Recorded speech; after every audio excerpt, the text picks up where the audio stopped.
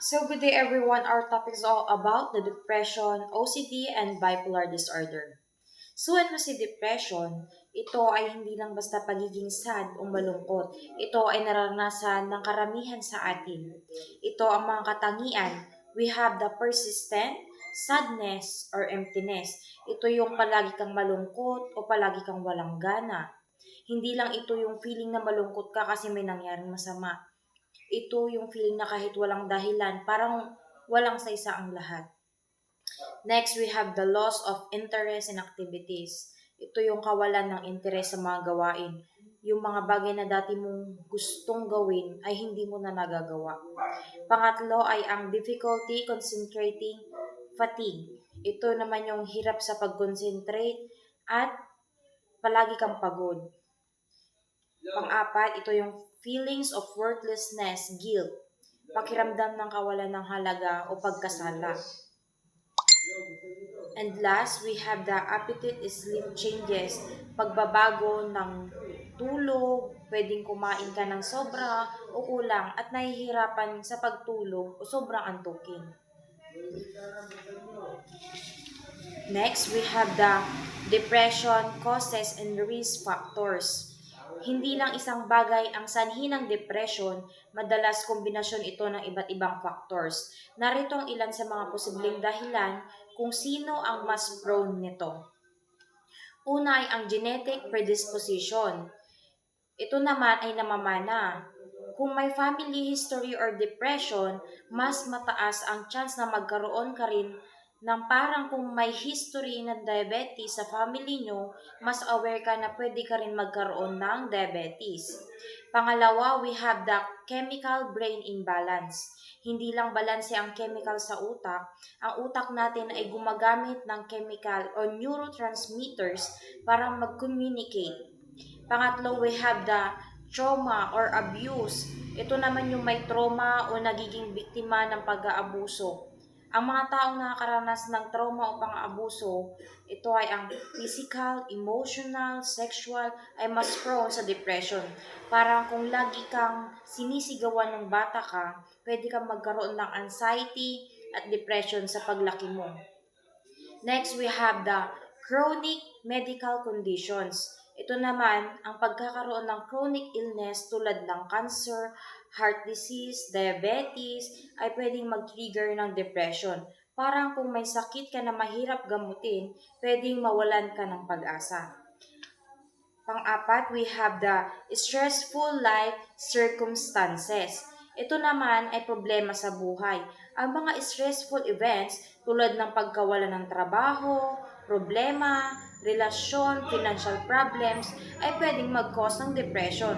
Parang kung biglang nawalan ka ng trabaho ay hindi mo alam kung saan ka kukuha ng pera, pwede kang ma-depress. And last, we have the family mental health history. Ito naman yung health problem sa pamilya mo kung may family member na may mental health condition tulad ng anxiety, bipolar disorder, mas mataas ang chance na magkaroon ka rin ng depression. Next, we have the impact on learners. Ito yung mga epekto sa mga estudyante. Ang depression ay hindi lang basta lungkot, malaki ang epekto nito sa pag-aaral at buhay ng mga estudyante. Narito ang ilan sa posibleng mangyari. The first one, we have the poor academic performance. Bumabagsak na grades, hirap mag-concentrate, kaya bumababa ang grades. Parang dati perfect ka sa math, pero ngayon, bagsak ka na kasi hindi mo maintindihan ang lesson. The second one, we have the difficulty focusing on class. Hirap mag-focus sa klase, hindi ka makipag-concentrate sa lesson dahil nga preoccupied ang isip sa mga problema. Next, we have the low energy or absenteeism. Tamad ka lagi pumasok, wala kang gana, kaya lagi kang absent. Parang gusto mo lang matulog buong araw, kaya hindi ka pumapasok. Pang-apat, we have the isolation from peers. Ito yung mga lumalayo ka sa kaibigan mo, parang na out of place ka, yung nahihiya ka makipag-usap sa mga kaibigan dahil ito yung lumayo ka sa mga kaibigan mo. Kumbaga na out of place ka. The fifth one, we have the decline in motivation. Ito yung nawalan ka ng gana, wala ka ng motivation para mag-aral at magawa ang mga gawain. The last one, we have the risk of harm. Ito yung panganib, nasaktan ang sarili mo, sa sobrang bigat ng nararamdaman mo, pwedeng isipin mo saktan ang sarili. Ito ay isang seryosong bagay at kailangan ng agarang tulong. Next, we have the OCD. Ito naman yung mga katangian ng OCD. Ang OCD ay hindi lang basta pagiging organized o malinis. Ito ay isang anxiety disorder kung saan may mga unwanted thoughts, obsessions, at repeated behaviors. Ito compulsions na nakakapekto sa pang-araw-araw na buhay. Narito ang ilan sa mga katangian nito. The first one, we have the obsessions. Ito yung unwanted thoughts na hindi mo gustong mga iniisip. Ito yung mga paulit-ulit na iniisip na nakaka-anxiety. Halimbawa, iniisip mo na madumi ang kamay mo kahit bagong hugas mo lang. The next one, we have the compulsions. Repeated behaviors. Ito yung mga ginagawa mo para mabawasan ang anxiety na dulot ng obsessions. Next, we have the excessive cleaning. Ito naman yung sobrang paglilinis o pag-check ng mga bagay para makasigurado. Halimbawa, nalinis mo ang bahay ng ilang beses sa isang araw o kaya naman chine-check mo ang nakalak na pinto ng paulit-ulit. The fourth one, we have the need for order symmetry. Ito yung kailangan ng order ng symmetry. Ito yung kailangan na nakaayos at pantay-pantay ang mga bagay. The fifth one, we have the anxiety if rituals not done. Kung hindi nagawa ang mga compulsions mo, halimbawa, kung hindi ka nakapagbilang ng 10 bago lumabas ng bahay, feeling mo may mangyayaring masama. The last one, we have the time-consuming daily routines. Ito na yung paulit-ulit ka na nakakaubos ng oras, nakakapekto na sa pang-araw-araw mong gawain. Next, we have the OCD causes and risks. Ito yung namamana. Ito yung namana mo sa pamilya mo, yung utak na may diferensya, trauma, may bad experiences, hindi balanse ang chemical sa utak, paano ka lumaki sa mga nasa paligid mo. Ito naman yung OCD impact on learners. Ito yung hirap tapusin gawain, tagal mag-focus, distraction, lagi kang distracted, nahiya sa klase, daming oras mo na nasasayang, bagsak sa school, laging stress. Next, we have the bipolar disorder. Ito naman, ang bipolar disorder ay isang mental health conditions na nagdudulot ng matinding pagbabago o mood swings. Ito ay magawa ang pang-araw-araw na gawain, hindi lang ito basta-basta masaya o malungkot, ito ay extreme highs o mania o hypomania. At lows, narito ang mga ilang pangunahing katangian nito.